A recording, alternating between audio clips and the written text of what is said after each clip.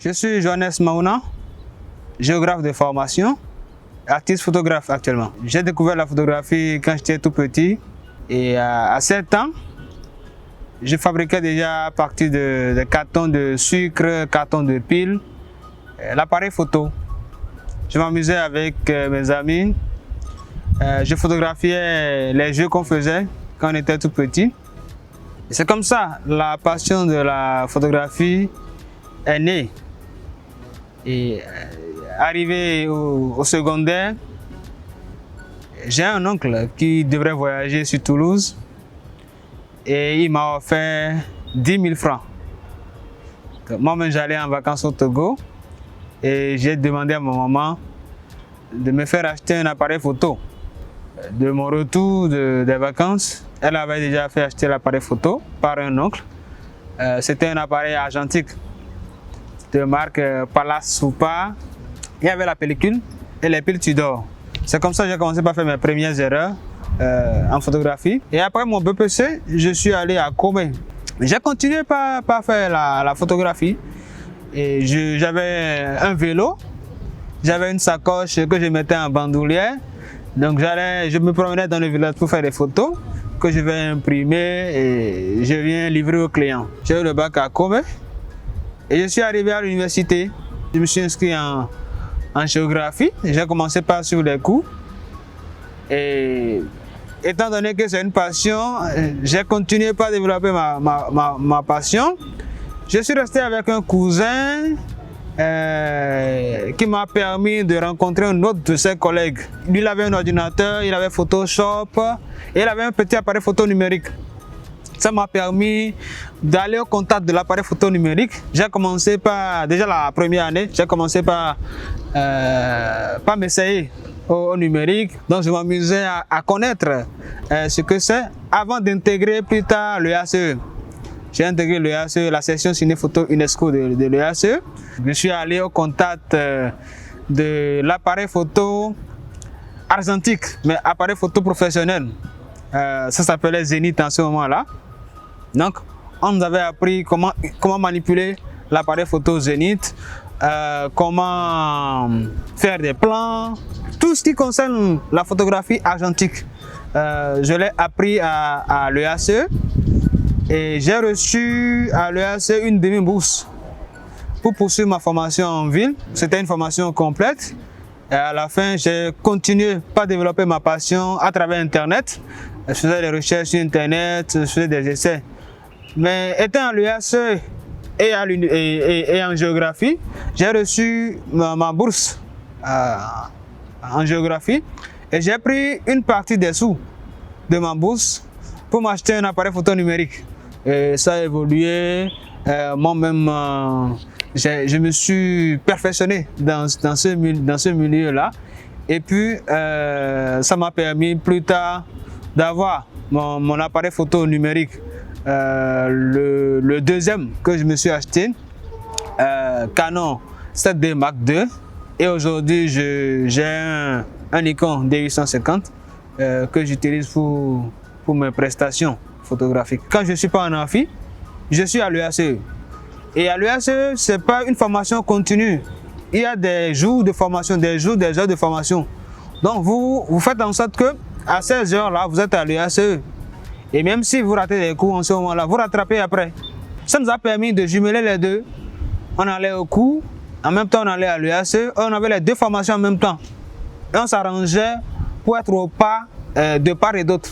Donc c'est ce qui a fait que aujourd'hui, bon, je suis géographe, mais je suis beaucoup plus photographe parce que j'ai les deux aptitudes et il fallait choisir. J'ai choisi ma passion qui est la photo et qui me permet aujourd'hui de m'en sortir. Je n'ai pas regretté d'avoir fait la géographie parce qu'aujourd'hui, dans tout ce que je fais, j'ai cette aptitude-là, cette manière de réfléchir-là,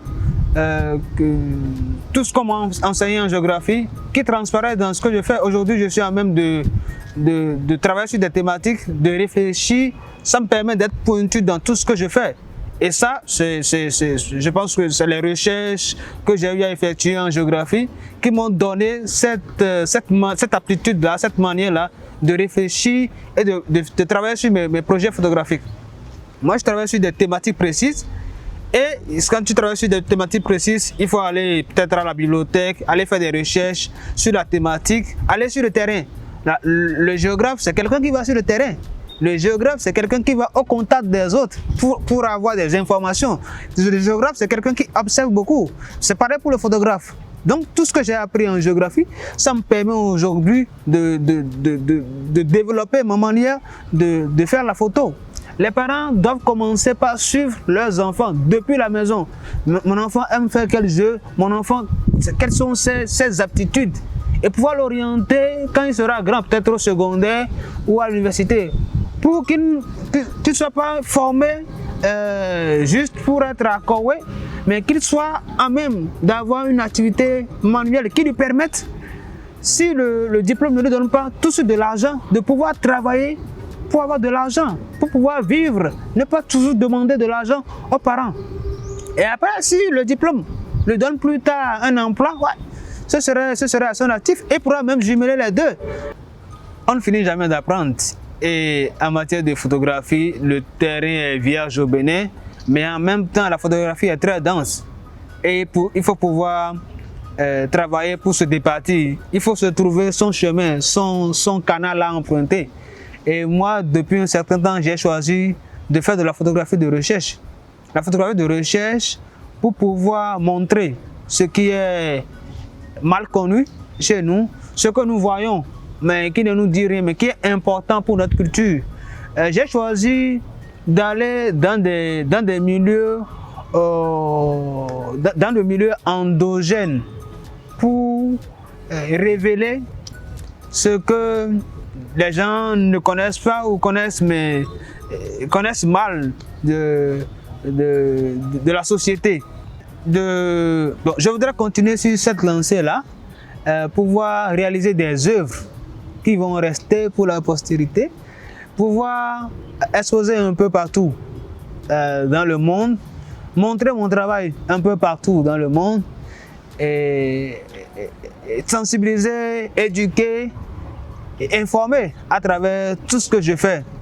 Mon conseil à l'endroit des étudiants, des élèves, de ceux qui m'écoutent, c'est qu'on doit pouvoir aujourd'hui savoir ce à quoi nous sommes destinés, quelles sont nos aptitudes dans la vie et pouvoir nous orienter beaucoup plus sur ce chemin-là au lieu de suivre les autres. Le projet La Seconde Corde à mon arc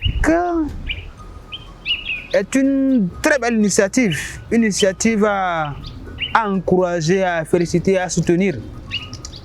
Un projet qui permet aux élèves, aux étudiants de se découvrir, de tirer exemple de l'expérience des autres qui, au-delà de leur formation académique, ont des formations para-académiques et ils vivent de ça aujourd'hui.